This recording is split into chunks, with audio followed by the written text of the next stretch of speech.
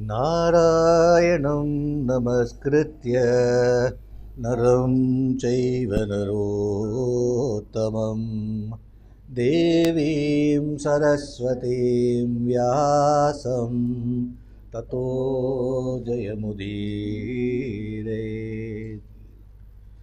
गजाननं भूतगणातिसेवितं कवित्तजम्बूफलसारभक्षितम् उमासुतं शोकविनाशकारणं नमामि विघ्नेश्वरपादपङ्कजम्। आपदामपहर्तारं दातारं सर्वसम्पदां लोकाभिरामं श्रीरामं भूयो भूयो नमाम्यहम्। आर्तानामार्तिहन्तारं भीतानां भयनाशनं द्विषतां कालदण्डं तं रामचन्द्रं नमाम्यहम्।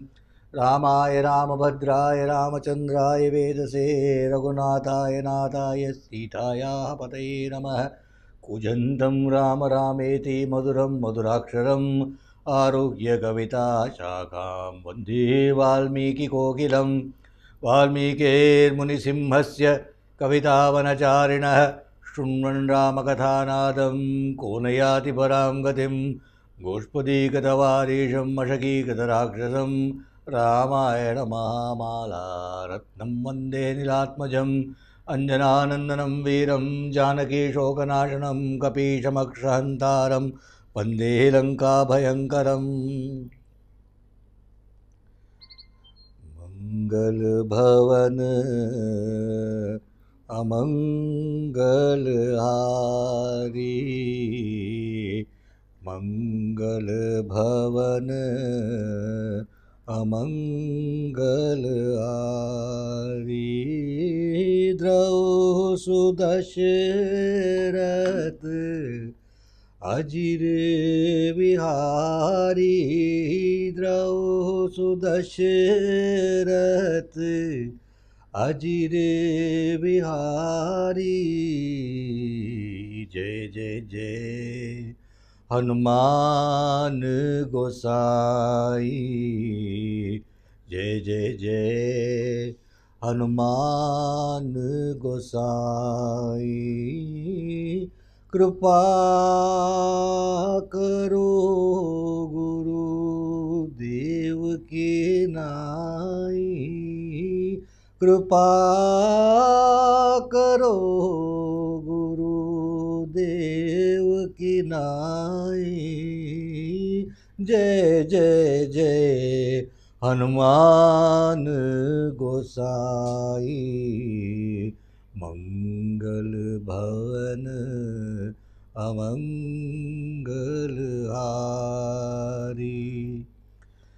जनक सुता जग जननी जानकी। अतिशय प्रिय करुणा निधान की। ताके युगपद कमल मनाहूँ। जासु कृपा निर्मल मति पाऊँ।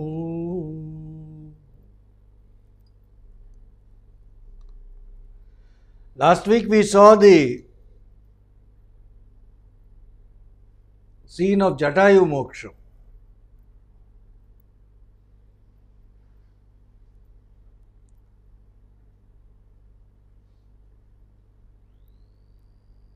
We saw the picture of Rama and Lakshmana performing the last rites of the fallen bird,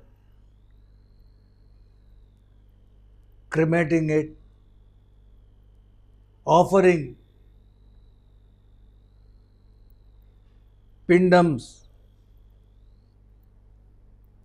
for the departed king of eagles, and stepping into the waters of Godavari to offer tarpanam, water libations.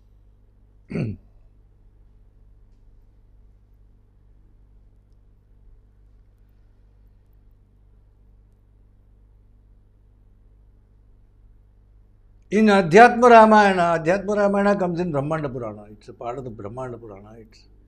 Therefore, you can say that Adhyatma Ramayana is written by Vyasa. because all Puranas are written by Vyasa. There is a prayer. Now when the Jatayu is cremated, then Jatayu gets Sarupyam with Vishnu. So the form that rises from the cremation fire is like that of Vishnu, with conch and discus and all of that, wearing yellow garments. And the messengers that come to take him to Vaikuntham, they are also all of the form of Vishnu. And then he comes out of the fire and he sings a stotram, a hymn of praise to Rama. We will spend a few minutes and listen to the words that in the translation, the free translation in English of the verses that Jatayu sings in praise of Rama, and then we will continue back with Valmiki Ramayana. So Jatayu is telling Rama of countless virtues, limitless, beyond comprehension. The original, the very first, the cause, the origin of creation, sustenance and dissolution of all the worlds. The transcendent substance of peace and stillness. The supreme self of all beings. That Ramachandra, you, I bow to forever. Rama of infinite bliss,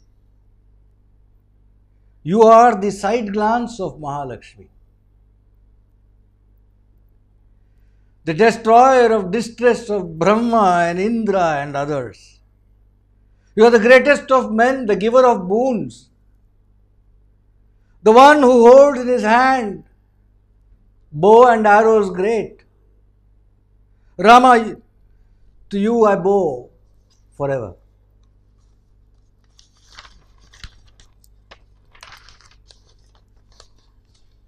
Having the most praiseworthy form of highest beauty in all the three worlds, Rama, you have the brilliance of 100 suns, the fulfiller of all wishes, the one who grants refuge, the one who resides at the foot of the tree of bhakti. That Raghunandana, to you I bow to, I take as my refuge forever. Renowned as the fire that destroys the forest of the cycle of life. The God of gods facing Shiva. The merciful, the destroyer of thousands of crores of Rakshasas. Hari of the complexion of Sun's daughter. Who is Sun's daughter? Sun's daughter? Yamuna. Hari of the complexion of Yamuna, dark complexion. Blue-black. If you go to Sangam in Allahabad, you will see Ganges coming white, blue-black, Yamuna coming and joining. It's fascinating. Hari of the complexion of Sun's daughter Yamuna, that Rama, to you I take you as my refuge. Far out of reach of those with minds constantly engrossed in worldly matters. Ever visible to those sages who have turned away from worldly matters. Your feet, which is a boat that takes one safely across the great waters of transmigratory existence. That Raghunandana Rama, to you I bow, I take you as refuge. The one who resides in the heart of Shiva, Girisha, and his consort, Girisuta. And the delight sought by one who lifted the mountain. He whose feet is served by divinities and demons. The one who gives boons to gods. That king of Raghus, Rama, I take you as my refuge. The one who is served well by those who desire not the wealth and wife of another, and by those whose hearts are in joy, seeing virtue and prosperity in others, and by those who are ever intent on the welfare of others. That one, the greatest of Raghus, of lotus eyes, I take as my refuge.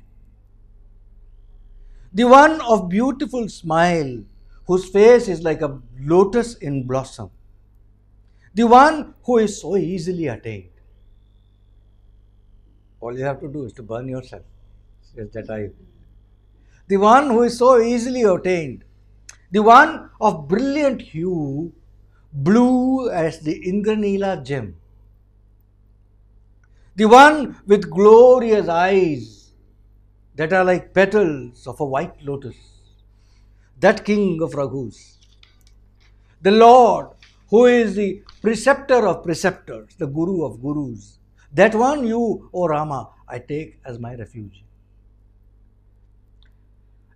As Hari, Brahma and Shambhu, you shine as distinct deities in compliance with the threefold qualities Sattva, Rajas and Tamas. Quite like the one sun who shines diversely as reflections in the waters filled in different vessels. You who are the object of worship of the Lord of Immortals, Devendra, himself, you, O Lord, I worship. The one whose beautiful form is superior to that of hundreds of crores of the Lord of Rati. Superior to hundreds of crores of Kamadeva. The one who is within reach of those who contemplate on that which is indicated by Shatapatha Brahmana, which is a part of the Veda. The one who shines eternally in the hearts of the highest of ascetics. The king of Raghus, the destroyer of distress, I take as my refuge. This is the prayer of Jatayu after he is liberated by Rama.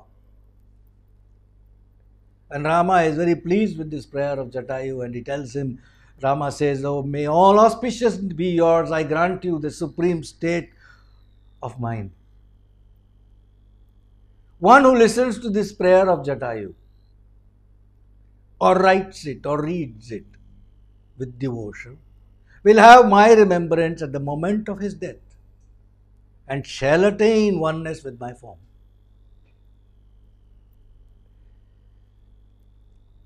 So you must pardon me, I made you listen to it. Even if it is a flight of high philosophy, the Jatayu is experiencing in front of him. The bird Jatayu is in joyous rapture listening to these words of Rama. He attains the supreme state which is the venerated aim of the Creator Brahma himself. So we leave Jatayu to his Vaikuntham and proceed with Rama and Janasthana. Rama and Lakshmana, after having performed Tarpana for Jatayu, they leave in the southwestern direction to search for Sita. They found themselves on what seemed to be an untrodden track. There were clumps of trees. There were vines hanging down from all the trees. There were creepers. There were thick overgrowth. Very difficult to penetrate. A forest overrun with wild animals.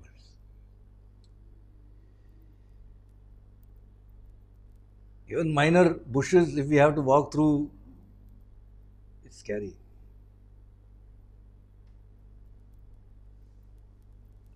What to talk of something where a python may just fall on your neck, or a snake might curl up around your feet. Wild animals.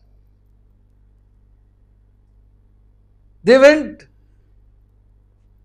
You can imagine, I mean, they needed that sword to cut their way through it.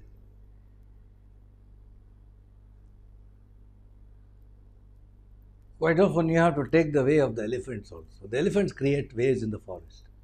They smash their way through to the waterways. They toss trees aside and they do all that and go. But then you must be prepared to face the elephant, which is a more serious problem. So there they are making their way through Krauncharanya. They entered Krauncharanya. They walked about 7 miles through this forest and they reached Krauncharanya. They searched everywhere in Krauncharanya. They could not find Sita. They proceeded forward. The aim was to go towards what they had heard was Matanga Ashrama. Rishi Matanga. His ashrama was somewhere. So they are going in that direction. And there in the mountain forest, they suddenly came upon in the mountainside a huge hollow. A dark hollow. And drawn by their search, they went to look there. And what did they find? They found outside that hollow, outside that cave, they came upon a massive Rakshasi. There was a big, huge Rakshasi standing there. Enormous height. And she had pendulous belly, says Valmiki, meaning her belly must have been hanging like a pendulum.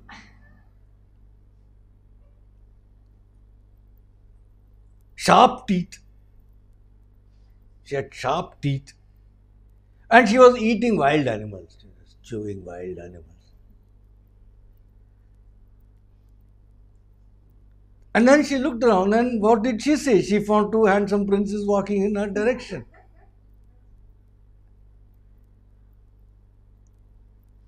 She went straight to Lakshmana, who was in front actually. So first one first served. So she went straight to him and she caught hold of his hand. And then she just picked him up and she gathered him in a hug and told him, "You're my man. You're my man. My name is Ayomukhi. And you, my lord, have gained me now.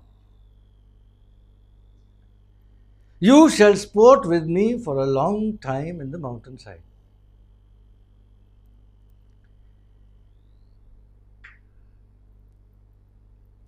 Lakshmana took his sword and cut off her nose and ears.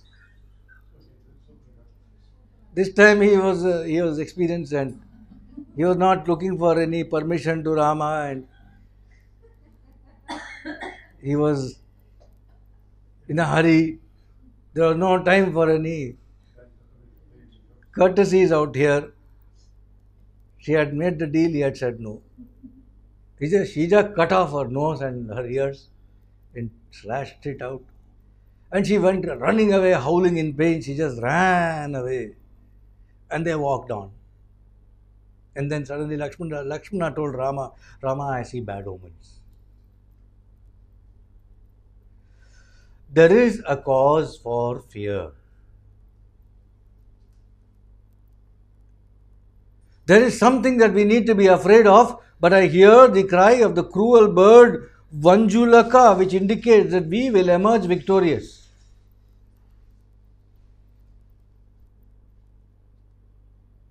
So that woman also he reads saying, "We will come out victorious, we will not be harmed, but there is fear." So they went ahead searching for Sita. And suddenly they heard a tremendous, slowly building when they're going that direction, a huge sound, a din which was filling the skies. A noise, Valmiki says, that was mind shattering. Seeking to find out the source of that noise, they went in that direction, and what do they find? They find another Rakshasa. A huge Rakshasa. A Hulk. Who looked like a barrel. Because he had no head. There was just the torso. Even the feet were just little bit feet. Nothing else was there.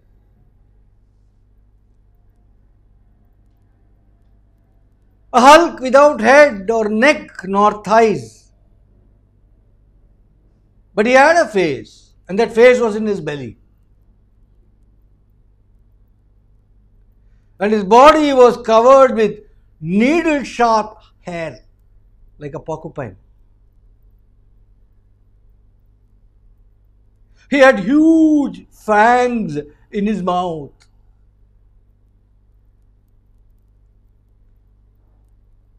And he had a single eye. The center of his body, there was one eye which used to open and close. Yellow eye with lightning like, it used to open and close. Center of his body.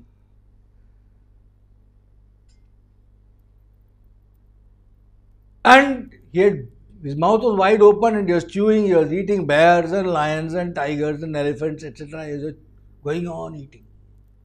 And as he ate, he used to create a loud noise all the time, filling the sky with his bellows. He was thundering and eating and shouting. He had long arms. His arms were a yojana, about 10 miles long. Huge, long arms. With that arms, he used to just gather whatever would come in his sweep of his arms and just pop them into his mouth, which was in the belly, like that. Direct belly. A very minimal, very efficiently organized body. Hand, belly. One eye. To see maybe what is the food. That's all. Not much more purpose than that. Doesn't want to go anywhere also. Stationary in one place, eats.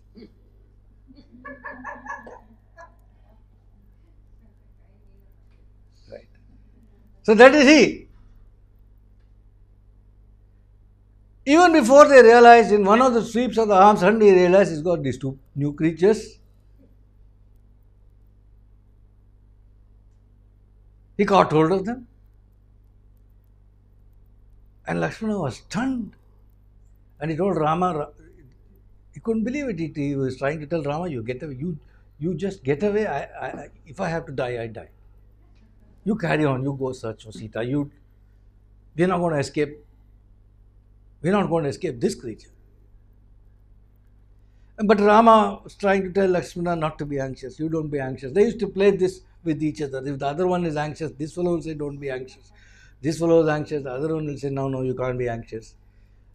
Like that. So Rama told him, no, you should not be anxious. And all that. That Rakshasa's name was Kabanda. Kabanda essentially means barrel. Barrel shaped or just trunk. Like if you take a tree, you chop off the top, you chop off the roots, what do you have in between? The Kabanda. Like that he was. Now he had found these two ready to eat creatures and a nice change from his usual menu.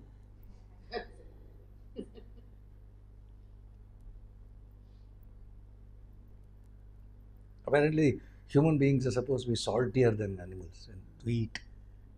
There's too much salt in the human body. That's what Idi Amin or somebody has said. He said human meat is saltier than leopard meat. Lord said he said leopard was he. Hey. So he asked him, who may you be? Who may you be? It is my good luck that has brought you in front of me. In this region where I live, afflicted by great hunger all the time. You are armed, and you look like bulls. But please realize you are done with because you are within easy reach of my mouth. Kritsrat kritsrataram prapya darunam satya vikramah vyasanam jivitantaya praptam aprayatam priyam. It's Rama's turn to be anxious, and he's telling Lakshmana, Kritsrat kritsrataram prapya, one calamity after another. Each worse than the previous one. Having failed to recover my beloved, we are now face to face with death. Kalasya sumahadviryam sarvabhuteshu lakshmana tvam cha mam cha naravyaghravyasanehi pasya mohito. Kalasya sumahadviryam sarvabhuteshu lakshmana. So, see how formidable is the power of Kala. See how formidable the power that Kala wields over all creatures.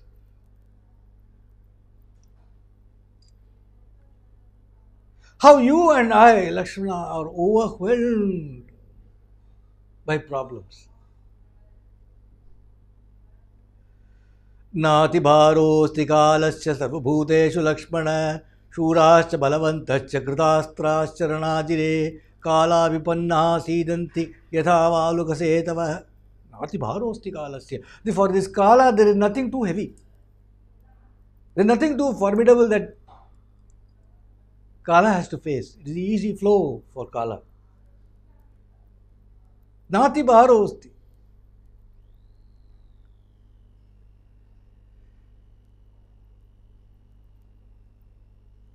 Shurascha balavantascha.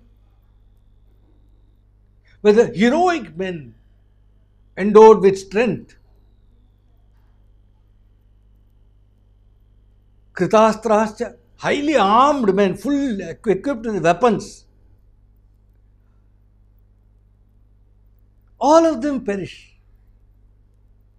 They perish on the battlefield when Kala is against them, like you have bridges or dikes which are made of sand. How will they survive the flow of Kala? Meanwhile, as he was taking the two towards his mouth, Lakshmana shouted to Rama, let's cut off his hands. And both had their swords, and they cut off the two arms of Kabandha at the shoulder.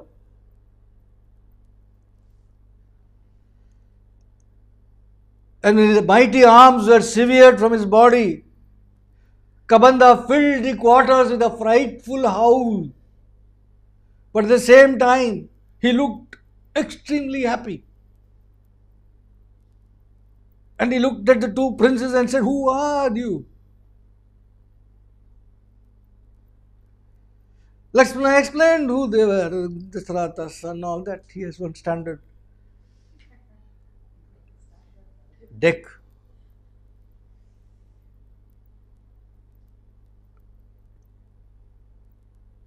And Kabandha was very pleased to hear that introduction and said, God be praised, I have found you. Let me explain.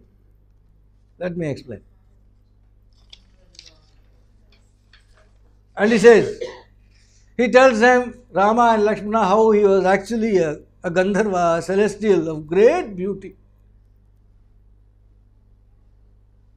His name was Vishwavasu, and he was from the family of Danu.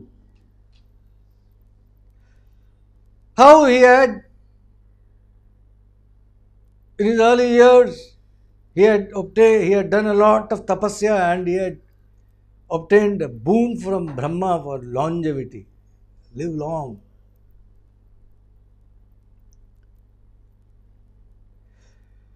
And after that, life was easy going for him. And to divert himself, he said, I used to take on a dreadful form to scare the daylights of people, especially these rishis, etc.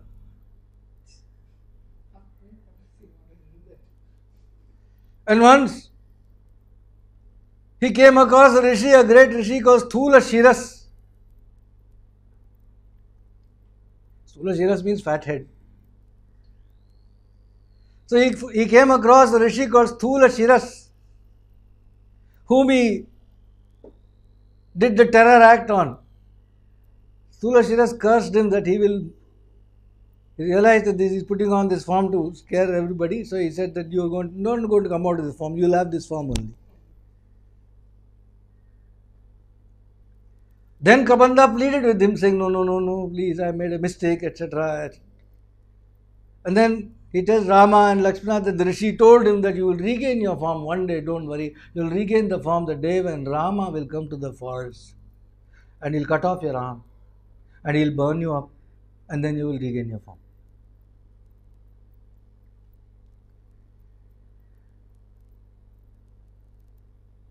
He also went to, but he still had the boon of longevity.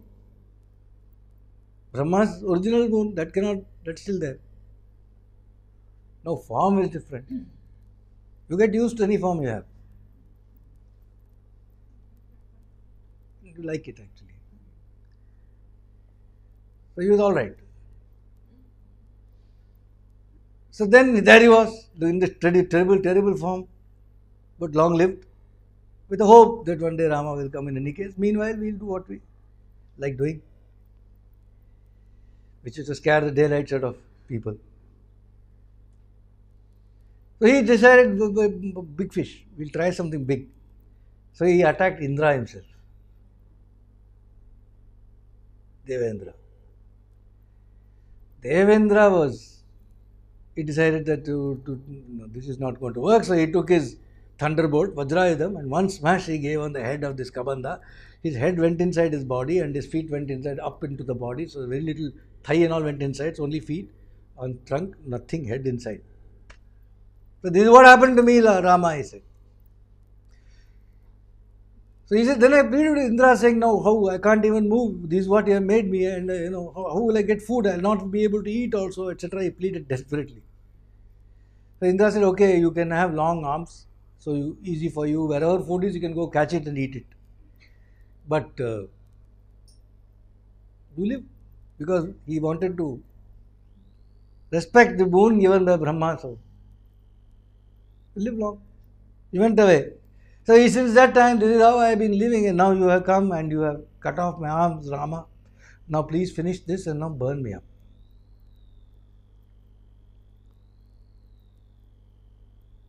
But Rama, you see, he is not in this business of going around. He has got other things to do. He's got a project on hand. So as a wise leader, he decided to combine the two projects. What is wrong? We have to do this. I mean, he's asking, we have to do that as well. So he says, listen, I have to tell you something. You have to understand my plight. So he tells him his plight, saying this is what happened. My wife has got kidnapped. And I am actually, right now I came in this direction because I was searching for her. All of that. When I was away from Janasthana, Ravana came in his own leisure, he carried away my wife. I and Lakshmana both were not there. And when we came, she was not there. Now this Ravana, I have never seen him. I do not know him by sight. I only know him by name. I don't know where he stays. I don't know where is hidden Sita. I know nothing about all of that. I don't even know how powerful he is. He told Kabandha. He's a Rakshasa after all. He may have some information. And then he says, it would be fitting, if you could show sympathy in a practical way to me. He tells the Kapanda. You must show sympathy to me in a practical way. To us who are distraught with grief and we have nobody to help us. So you please help us. We too shall help you. We too shall help you. We will burn you. We shall bring logs, big logs. Because to burn this fellow is a big task. We shall bring huge logs and branches of trees that elephants have snapped and which have dried over long period of time. Such ready to burn logs we will bring. And we will burn you in a big pit, which we will dig. We shall dig a pit. So tell us now, who, if you know who carried off Sita and where has he carried her off, you will be doing us a great service. Kabandha replied, Divyamasti name jnanam nabhijanami maithili yastanyasititam vakshe dagdhasvam rupamastita adagdhasya tu vigyatum shaktirasti name prabhu rakshasam tam mahaviryam set sitayena hathrita tava.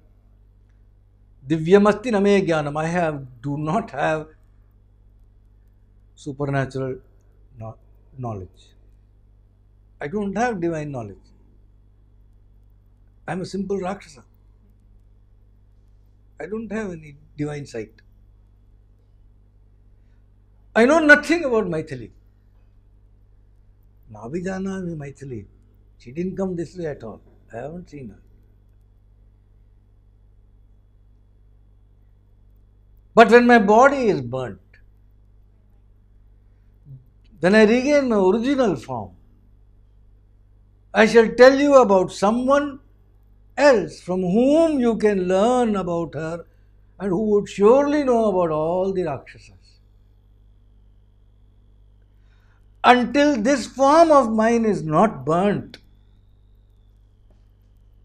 I have no power of knowledge. Adagdhasya tu vigyatum shakti rasti na me prabho. I don't have. I shall not be able to know anything about the Rakshasa who has kidnapped your Sita. Vigyanam himam bhrashtam shapadoshena raghava swakritena maya praptam rupam loka vigarhitam. Very nice verses, all these three. This is Vigyanam himam bhrashtam. I lost the ability of knowing that which is beyond the grasp of the senses. I lost the ability of knowing that which is beyond the grasp of the senses because of a curse that I brought upon myself because of my own deed, which made me subject to this horrible form, which is despised by the whole world. But to return to the immediate task, Rama, throw me into a pit, burn me up according to rules before the sun sets. Not much time. When you have finished burning me, I shall tell you about the person who knows about the Rakshasa, and you shall ally with him. You should ally with him, he will render you all help. There is nothing in the 3 words that is hidden from him. He has been up and down and back and forth to every place in this earth in the past for certain reasons. Rama, burn me now. Thus advised, Rama and Lakshmana dragged Kabandha into a huge hollow in the mountain. They stacked around him logs of wood and they set it on fire. Tachariram kabandasya ghritapindopamam mahat medasa pachyamanasya mandam dahati pavakah. Valmiki says, Tachariram kabandasya ghritapindopamam mahat. That huge body of Kabandha was a mass of fat. It was like a mound of ghee, it seems. So the fire, Pachyamanasya, slowly burnt it. Kata, kata, kata, kata, slowly burning.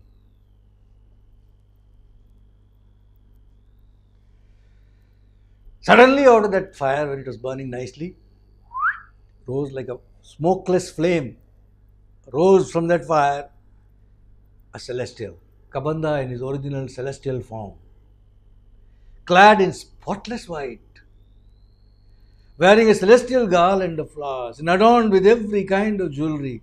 He came out, and there came from the sky an aerial chariot which was led by swans, and he was welcomed into it, and he went into that chariot, and it rose into the sky, and from the sky Kabandha spoke to Rama. And he told him, listen Rama, I shall tell you truthfully how you may recover Sita. Ram षड्युक्तयो लोके याभिः सर्वं विमृश्यते परिमृष्टो दशान्तेन दशाभागेन सेव्यते. Rama, in overall analysis, there are 6 policies by which a man may achieve his ends in the world.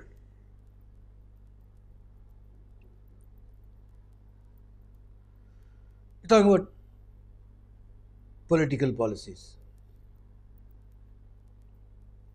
A king in another, a kingdom in another, a country in another. 6 policies. And Rama, he who has fallen into adversity, would do well to be served by another who has fallen into a similar adversity.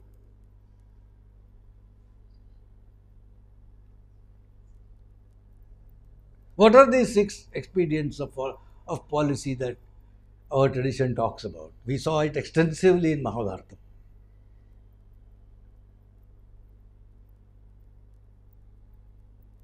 So there are 2 countries, or 2 kingdoms, or 2 kings. First one is Sandhi, second is Vigraha, third is Yana, fourth is Asana, fifth is Dvaidi Bhava, sixth is Samashraya. What are they? Sandhi. Sandhi is you make peace, you reconcile, you sign a treaty. Why? You want to avoid confrontation. You want to have friendly relations, whatever, you do that. Sandhi. Mahabharata says a king should make sandhi with another king when the other king is more powerful than you. Then you make peace with him. You go sign treaties with a more powerful country. The fellow should not come attacking you later.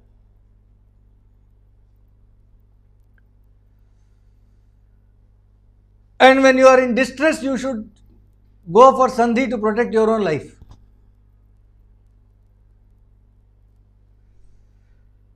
When you are in danger of life, you can strike peace at all. Even with your enemy, you can sign a treaty.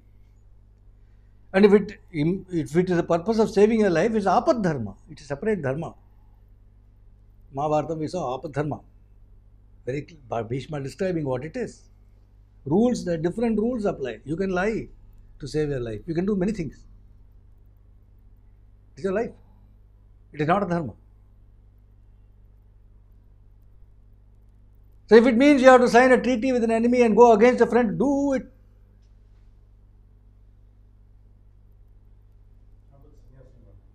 That's different. Right. So sandhi, making a treaty, is the first one.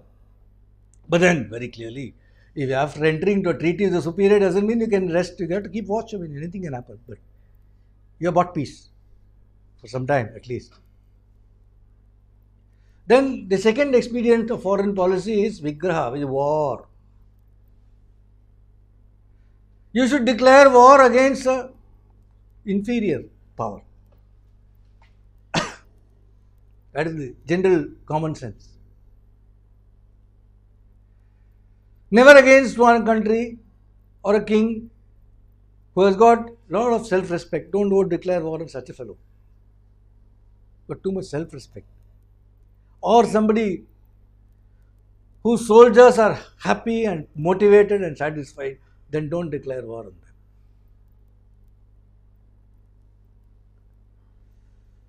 Because if you do that, then you will not achieve your end. And fighting with an enemy who is far superior to in strength, is given an example of Gajapadam Ayuktam Iva, which means a foot soldier is trying to take on an elephant to fight. One time, one foot soldier is trying to fight an elephant. It's smashing. So don't do that. So Vigraha is war. First is to peace. Second is war. Third is Yana. Yana is very interesting. It's not war, but you start a march. You march against. You start marching. march. Then asana. Asana means you take a posture, you take a position. You make camp on top of the hill which looks at the enemy's kingdom, like that. You're not doing anything, you just taken a posture. I'm watching you. I may come in. Like that. Generally, you're taking a posture. No actual war, but you're showing readiness for marching against the enemy. Halfway to war, but not war. It's done. Even now it's done. During the Bangladesh liberation time, etc., the Fifth Fleet of USA on massive this war carrier and the Navy carrier, whatever they call it, that ship had come to the Indian Ocean. Whole of it was scary for the people who are fighting war from our side, because that is a terrific equipment of war. The Fifth Fleet of the United States of America. You don't want it to be your enemy. So even if it is about 2,000 miles away from you in the sea and just waiting, you are worried. They're superior weapons, nothing else. Asana. So that is for what was it? Sandhi we saw, Vigraha, Yana, Asana. The fifth is Dvaidi Bhava. Dvaidi Bhava is something that we all know. It's called duplicity. Cheat, double standards. Say one thing, do something else. Do something else. Say that you are my eternal friend, but as soon as you go out, say finish him. Sign a treaty, but send terrorists across. These are Dvaidi Bhava. Duplicity. There are two people fight, two big kings are fighting. You are a third kingdom. You go sign a treaty with both of them. You're not taking sides. By not taking sides, you're actually duplicity. You are actually saying I can go whichever way I want to later, which we'll see. Non-aligned movement, like that. Vaidhi Bhava. Then Samashrayam or Ashrayam. You go and seek the protection of a more powerful king, saying, you protect me. I have a problem with China, I go to Russia or to America, or the other way. Samashraya. Or I surrender to China itself or America itself or whatever. Or I go fortify myself in fort like Jinji Fort. Here the son or grandson of Shivaji was inside that fort, and Aurangzeb's army was camped outside for years actually. They laid siege on the Jinji Fort. He was up there. They were down there and they couldn't go up, and he was quite all right. Nothing happened to him. Fortify yourself. If you haven't been to Jinji Fort, go to Jinji Fort and have a look. It's fascinating. Go up and see.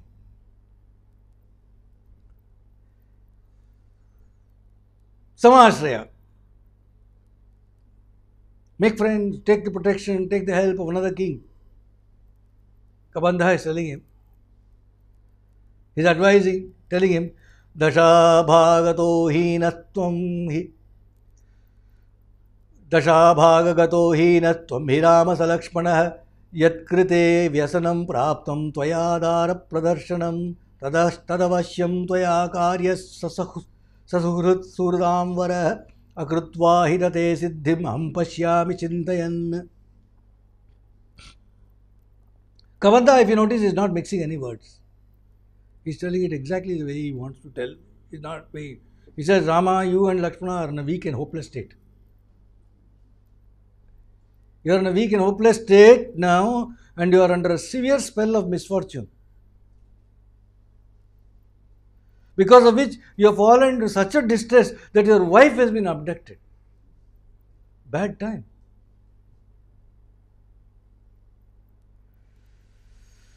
Therefore, Rama, you who can be and who are the best of friends for your friends, what you need is a friend. You should acquire a friend. And unless you acquire a friend, I cannot see how you can achieve your object. More I think about it, you won't be able to do it, Rama, without an alliance. Akritva hi nate siddhim aham pashyami chintayan. I don't see you succeed. Listen, Rama.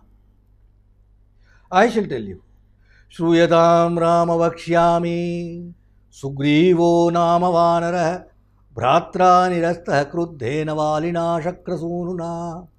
Listen, Rama, I'll tell you, there is this monkey ape called Sugriva. He has been abandoned by his brother Vali. He has been dispossessed by him. He is the son of Indra. The Vali is the son of Indra, and that Vali has dispossessed Sugriva. And the Sugriva, he is a hero of great self-respect. And he lives in the Rishyamukha mountain, whose beauty is enhanced by the river Pampa. With 4 apes, he lives there with his companions. We are now entering into the first description of the region of Kishkinda.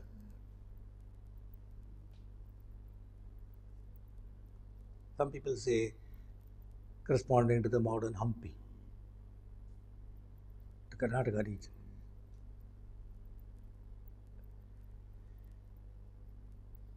Pa becomes Ha in there, the languages.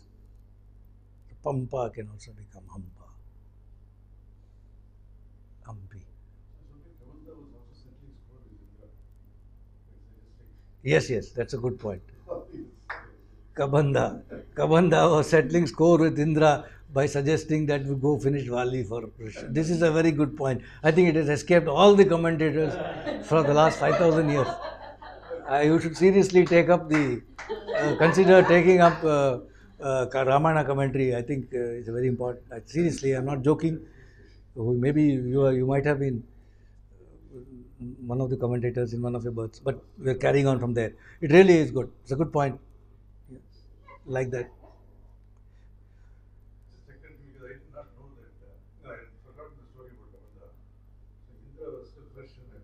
Vanarendro Mahaviryastejovanamita prabha satyasandho vinidachadatiman matiman mahan daksha pragalbho jyutiman mahabala parakramah Bhratra Vivrasito Ramar Rajyahetor Mahabala.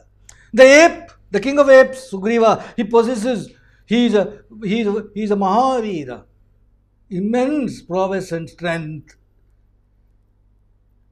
Amita Prabha, of limitless splendor. He is Satyasandha, he is wedded to the truth. Vinitascha, he is a humble man, he is an humble ape, modest ape. Dhritiman, he is courageous, of immense resolve. Matiman, he is immensely intelligent. Mahan is a great ape. Daksha is extremely capable. Pragalbha, masterful. Dyutiman is brilliant. Mahabala Parakrama, immensely strong, immensely valiant. And he has been exiled for the sake of his kingdom by his mighty brother Vali. He is in need. He is an ape in need of a friend. He will make friends with you, Rama. And he will help you in your search for Sita. Rama, you do not have to give your mind to grief. Rama, what must be, must be. And it cannot be turned otherwise. What was to happen, has to happen. That cannot be changed. Kalo tu duratikramaha. Kala cannot be turned from its purpose. But yes,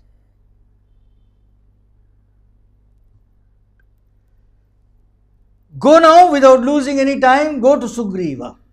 Go to Sugriva of immense strength, leave now, go, meet him, make friends with him, Rama, with fire as the witness.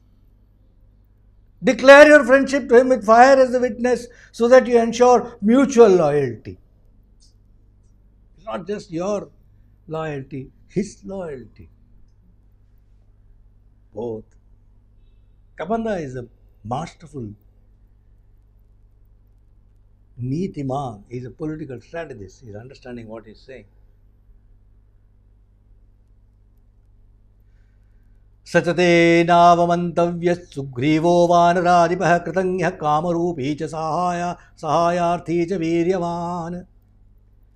Very beautiful advice he gives Rama. He says, Sachate navamantavyo sugrivo vanaradipah. Rama, you must make sure that you do not slight, insult, make little of the chief of apes. Never do avamanam to him.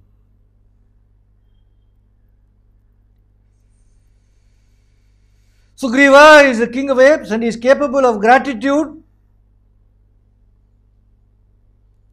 But remember, he can take any form, Kamarupi, and he can exert great strength. The two of you are in a position to help him. You can do what he wants. But know one thing about Sugriva. Whether his purpose is achieved through you or not, he will help you with your work. He will do your work whether you succeed in doing his work for him or not.